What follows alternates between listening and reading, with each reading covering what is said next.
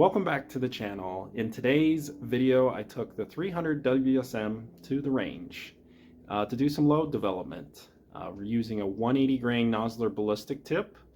I'm not hunting with this bullet, I'm just doing this for fun. Now today's conditions were not ideal, and against my better judgment, I still decided to shoot some groups.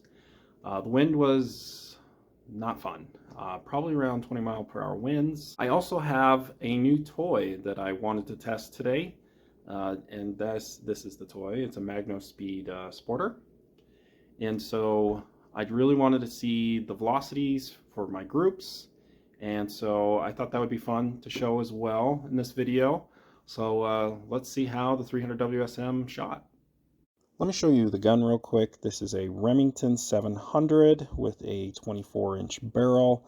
The scope that I'm using is a Vortex Diamondback. Unfortunately, I wasn't able to get a cameraman to come and film in today's video, so this is older footage of me shooting the 300 WSM, hence why there is no MagnoSpeed at the end of the barrel. I did.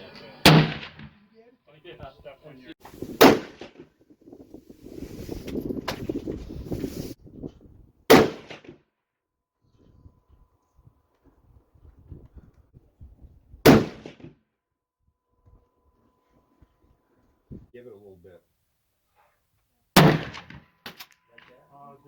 Maybe just wait. You guess Julia's not. She forgot. Oh. Her mother was the one. We're getting closer. Yeah. So that this starts out. A few of them. Probably.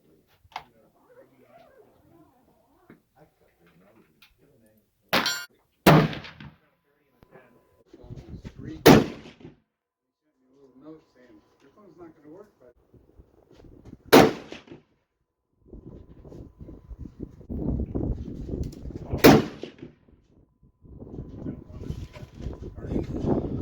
yeah, smeller wasn't all that great.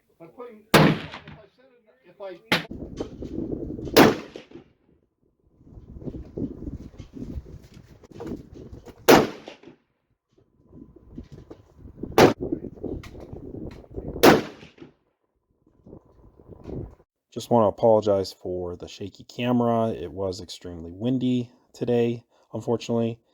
And one positive from this range day was the last group. Even though it was around a 3-inch group, the standard deviation was crazy low with an extreme spread of 6. So that's nice. Here are the crappy groups that you saw earlier with the shaky camera. Apologize about that shaky camera.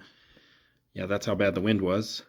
I think there was a couple reasons, main reasons that the gun just was not shooting today. Obviously, number one is the wind. And not so much that the wind was really affecting the bullet, but it was more affecting me as the shooter, being able to hold the gun still.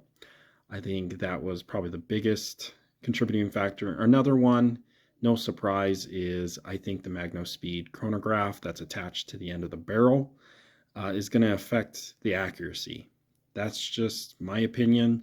I've heard people say it really doesn't, but I don't know.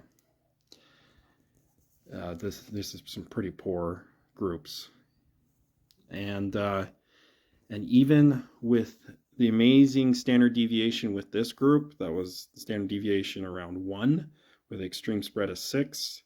I mean, it was still shooting a, I don't know, close to a 3-inch group. So yeah, I need to redo this when there's not so much wind. Velocities were quite surprising to me. So as I told you, the powders I used today was Winchester's 760, 59.5, and 60.5. And they were well below at least 50 feet per second slower than what Nosler book says you can get. And then 78.28, I did 67 grains and 68. And, you know, the max velocity I averaged was 29.04 when the book says I should be getting 29.53. So that's interesting. Anyway, I appreciate you guys watching the video. I know these groups are nothing to write home about. I'm hoping that I can get them to shrink.